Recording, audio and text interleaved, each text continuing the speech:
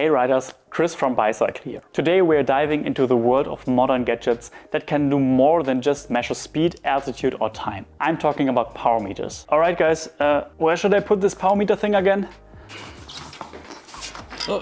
Guys?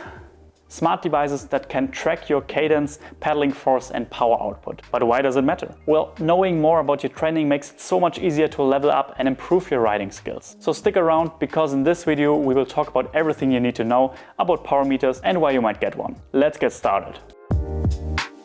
Let's start with the basics. In cycling we measure power in watts. Think of it as a currency of cycling performance. It's how much energy you're putting into the pedals each second. The higher the watts, the more power you're generating. Attention, this might be in the next exam. The basic formula is power equals force times angular velocity, and will help you later to understand how a power meter works. Imagine you're riding on a flat road, cruising along a steady 20 km per hour. Your power meter might show you're producing around 150 watts to maintain the speed. As you start to climb, you will notice a few things. First, your speed drops, let's say to 10 km per hour. But you need to work much harder to keep your speed, which results in a significant increase of your power output. Your power meter now shows you are producing 250 watts or more, even though you're going slower. This is because you're fighting against gravity as well as air resistance. You're doing more work and with that producing more power to move the same distance. If you maintain those 250 watts on the flat, you'd be going much faster than 20 km per hour. This is why power is such a useful metric. It tells you how hard you're working regardless of the terrain or conditions. However, when it comes to power, it is also important to take weight into consideration, because different riders will put out various numbers. A heavier rider, for example, would usually need to produce higher power numbers to keep up the same speed as a lighter rider. Therefore, watt per kilogram of body weight is a more accurate metric. Hobby cyclists usually achieve a value of 2.5 to 3.5 watts per kilogram on a climb, whereas the pros achieve outputs of 6 to 7 watts per kilogram. Understanding your power output in different scenarios, flats, climbs, headwinds, can help you pace yourself better and train more efficiently. And that's where a power meter comes in handy. But what is a power meter exactly? So, energy that is produced by your legs is described in watts, and a power meter is a device that measures this output in real time as you ride.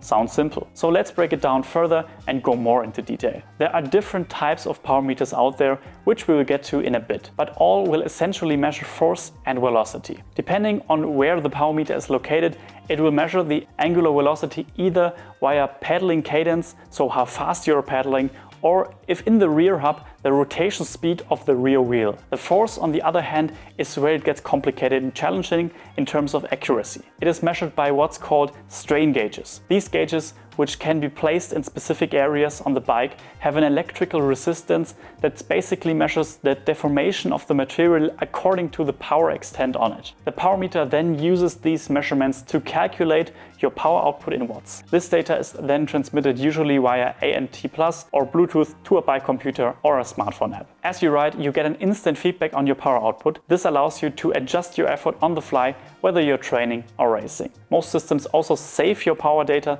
throughout your ride, allowing for detailed analysis later, for you and all your Strava followers. Kudos! What makes power meters special is the accuracy and objectivity. Unlike speed, which can be affected by wind, terrain and other external factors, or heart rate, which can be influenced by factors like temperature, stress or caffeine intake, power is a direct measure of your actual physical output. There are several types of power meters available, each with its own advantages and considerations. Let's break down the most common ones. Pedal-based power meters replace your regular pedals with power measuring pedals. They are pretty easy to install and swap between bikes.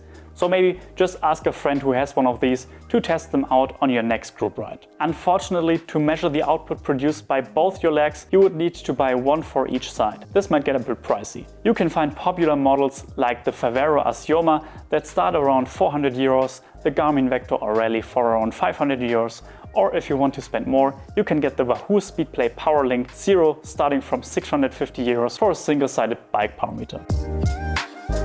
Crank or spider-based power meters are, like the name suggests, integrated into the crank arm or spider of the crankset. They're known for their accuracy and durability. Small sensors are attached to one or both arm cranks. They are lightweight and often more affordable for single-sided options. On the downside, you should definitely check if it's compatible with the frame and crankset of your bike. Price-wise, brands like Stages Cycling start from 300 euros to 550 euros, depending on your crankset and if you want to have it single-sided or double-sided. If you prefer spider-based power meters more, you can look into brands like Cork that cost around 500 to 800 euros. Power2Max start around 600 to 800 euros, or the top-tier brand SRM, which already starts at a crazy 1,700 euros.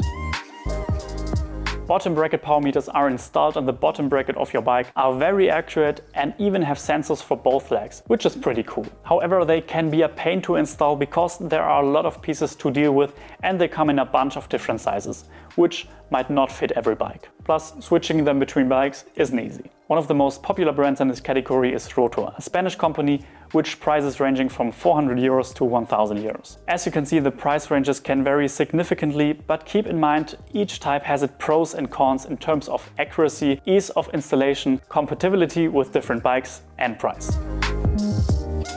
But what can you use a power meter for? There are a lot of advantages when riding with a power meter. For example, you can target specific power zones to improve different aspects of your fitness. Or you can pace yourself based on power to avoid burning out too soon in a race or long ride. Also, by comparing your power output over time, you can see concrete improvements in your fitness, which is also cool to see in your Strava recap at the end of the year. You can also reduce your risk of injury by recognizing imbalance in your legs because of muscle issues that you wouldn't have realized over a long time period. Whether you're a pro racer, a serious amateur, or just someone who loves to geek out over cycling data, a power meter can provide valuable insights to help you ride faster, longer and smarter.